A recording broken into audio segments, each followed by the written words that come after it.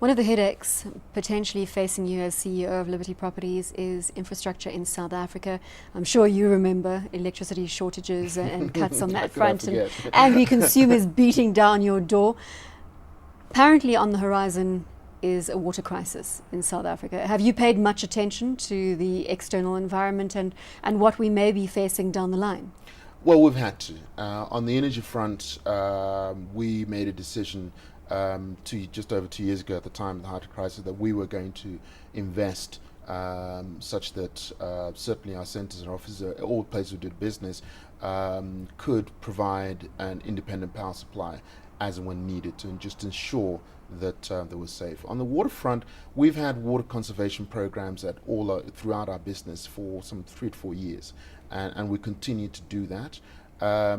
Actually, I remember one hotel board meeting where our chairman of Liberty Properties, raised the issue. Said, "Well, we've got all these things telling visitors or guests to turn off their lights as going out. We should have them also we should make sure that we've got the water notices, which all hotels now do."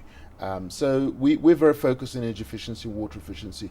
Obviously, one has to try and prepare as much as possible. But if we have adverse weather situations, then we'll just cope with it as best we can. But we have made contingency plans to the extent that we can do. Growth for Liberty Properties, where to from here? As you said, you're managing around about 23 billion, 24 billion rand. We are seeking growth both here in South Africa, and we see substantial growth opportunities beyond the borders of South Africa. We have a live project at the moment in Lusaka. And how's that going in Zambia? It's going very well. We've learned a lot of lessons. We paid some school fees, but it is actually going very, very well. There's a huge amount of enthusiasm about that, and our involvement both in Zambia and of South African retailers wanting to be part of that story.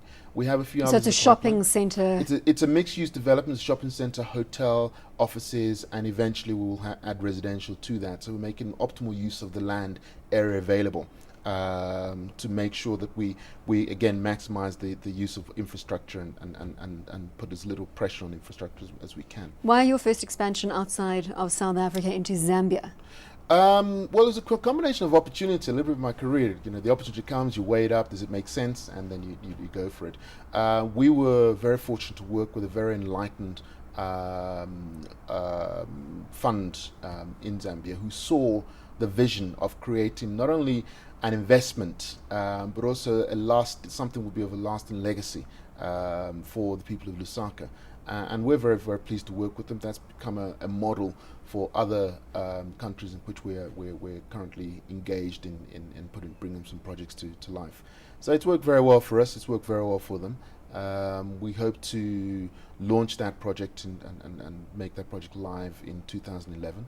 It was back in 2011. So it's something we're very excited about.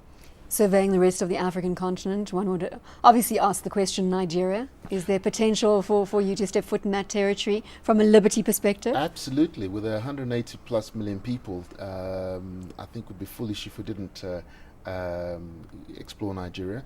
And Standard Bank, our parent company, has a substantial presence there.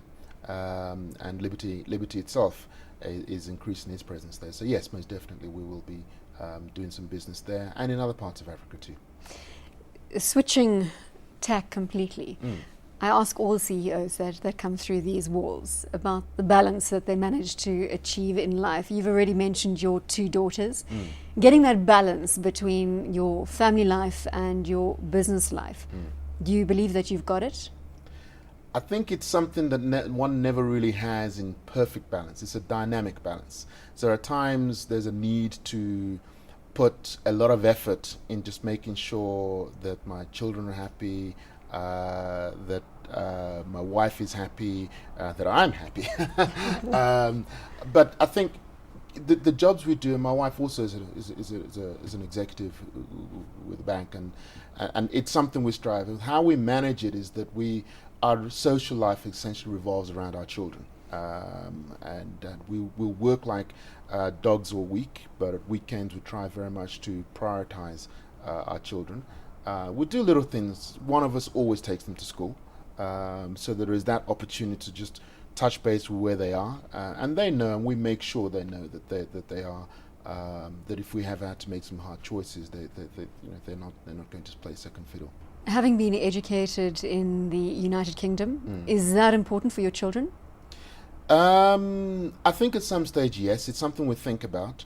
To be honest, we actually came to South Africa. We thought we could be here for 3 years. We've now been here for 12. So there's something here that agrees with us as a family. We're very happy with the education system here. Of course, we have certain advantages, and our children go to a school that they love and that we love.